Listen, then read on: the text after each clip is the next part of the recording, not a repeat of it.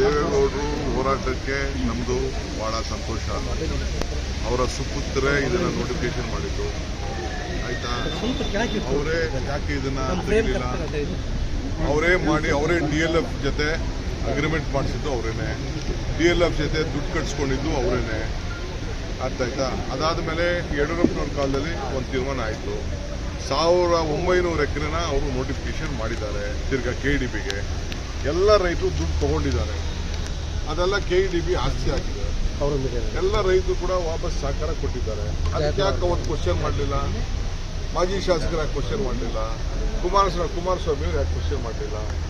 ಎಲ್ಲ ಅವರೇ ಇದಕ್ಕೆ ಸಹಕಾರ ಕೊಟ್ಬಿಟ್ಟು ಬಿಜೆಪಿ ಸರ್ಕಾರದಲ್ಲಿ ನನಗೆ ಡಿನೋಟಿಫೈ ಮಾಡೋತಾರೆ, ನಾನು ಡಿನೋಟಿಫೈ ಮಾಡೋದು, ಡಿನೋಟಿಫಿಕೇಶನ್ ಮಾಡೋದು ಬೇಡ, ಅದು ಹೇಗಿದೆ ಹಾಗೆ ಬಿಡಿ ಅಂತ ಹೇಳ್ತಾರೆ. ಅವ್ರು ಯಾರ ಮಾತು ನಾ ಕೇಳಕ್ ತಯಾರಿಲ್ಲ, ಅವ್ರು ಹಂಗೆ ಬಿಟ್ಬಿಡಿ ಅಂತ ಹೇಳೋದು ನಾ ಕೇಳಕ್ ತಯಾರಿಲ್ಲ. ನಮ್ಮ ಸರ್ಕಾರದ ಪ್ರೊಸೀಜರ್ ಏನಿದೆ ಆ ಪ್ರೊಸೀಜರ್ ಪ್ರಕಾರ ಹೋಗ್ತಾ ಇದೆ. ಮತ್ತೆ ಅವ್ರಿಗೂ ಬಿಡಿಸ್ಬೋದಾಯ್ತಲ್ಲ. BJP ಯಡಿಯೂರಪ್ಪ ಮಾಡಿದಾಗ, ಯಡಿಯೂರಪ್ಪಕ್ಕೆ ದುಡ್ಡು ಫಿಕ್ಸ್ ಮಾಡಿದಾಗ 90 ಲಕ್ಷ ರೂಪಾಯಿ 1 ಕೋಟಿನ ಫಿಕ್ಸ್ ಮಾಡಿದಾಗ ಯಾಕೆ ಸುಮ್ಮನೆ ಇದ್ದು ಅವರು? ಮಂಜು MLA ಇದಲ್ಲ, ಯಾಕೆ ಸುಮ್ಮನೆ ಇದ್ದ ಮಂಜು MLA? ನೋಡಿ, ನಾವು ಅದನ್ನೆಲ್ಲ ಮಾಡೋಕ್ಕೆ ಇದೆಲ್ಲ ರೈತರದ್ದು ಯಾರು ಇಲ್ಲ, ರೈತರದೆಲ್ಲ ಸಹಕಾರ ಇದೆ. ಇದೆಲ್ಲ ಕೆಲವು ಗಲಾಟೆಗಳಾಗ್ತಾ ಇರುವಂತದ್ದು ನೋಡಪ್ಪ, ಗಲಾಟೆ ನೋಡಿ, ಕಾನೂನಿದೆ. ಕಾನೂನು ಚೌಕಟ್ಟಲ್ಲಿ ನಾನೇನೋ ಒಂದು ದೊಡ್ಡದಾಗಿ ಆಫರ್ ಕೊಟ್ಟಿದ್ದೀನಿ ಅವ್ರಿಗೆ, ರೈತರಿಗೆ, ಎಷ್ಟು ಕಮರ್ಷಿಯಲ್, ಎಷ್ಟು ರೆಸಿಡೆನ್ಷಿಯಲ್ ರೇಟು.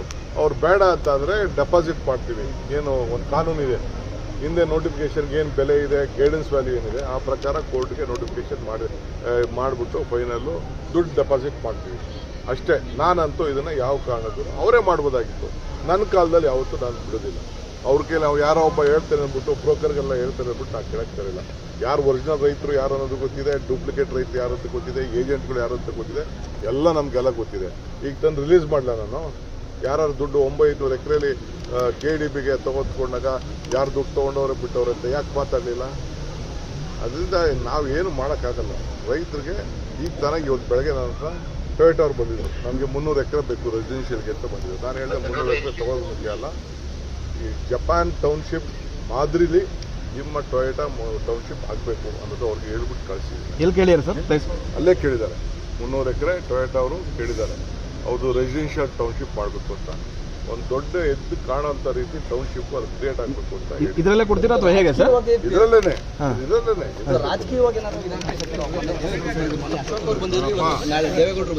ಅವ್ರದ್ದು ನೋಡ್ರಿ, ಅಶೋಕರು ಬರಲಿ, ದೇವೇಗೌಡರು ಬರಲಿ, ಅವ್ರು ರಾಜಕೀಯ ಹೋರಾಟ ಮಾಡ್ತಾರೆ. ನಾನು ಅವ್ರ ರಾಜಕೀಯ ಹೋರಾಟಕ್ಕೆ ನಾನೇನು ಬೇಜಾರೇನು ನಾನು ಮಾಡ್ಕೊಳ್ಳೋದಿಲ್ಲ. ಅವ್ರಿಗೂ ಎಲ್ಲ ವಾಸ್ತವಾಂಶ ಏನು ಅಂತ ಗೊತ್ತಿದೆ.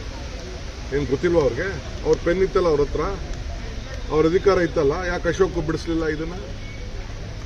ಯಡಿಯೂರಪ್ಪನವ್ರು ಯಾಕೆ ಬಿಡಿಸಲಿಲ್ಲ ಇದನ್ನ? ದೇವೇಗೌಡರ ಮಗನ ಕೈಲಿ ಯಾಕೆ ಬಿಡಿಸಲಿಲ್ಲ ಇದನ್ನ?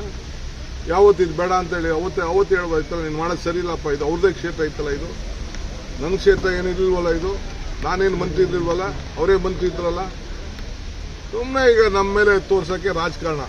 ಬಾಲಕೃಷ್ಣರ ಮೇಲೆ ರಾಜಕೀಯವಾಗಿ ಯಾರು ವಿರೋಧಿಗಳಿದ್ದಾರೆ ಅವ್ರು ಮಾತ್ರ ಇವತ್ತು ಪ್ರತಿಭಟನೆನ ಮಾಡ್ತಾ ಇದ್ದಾರೆ.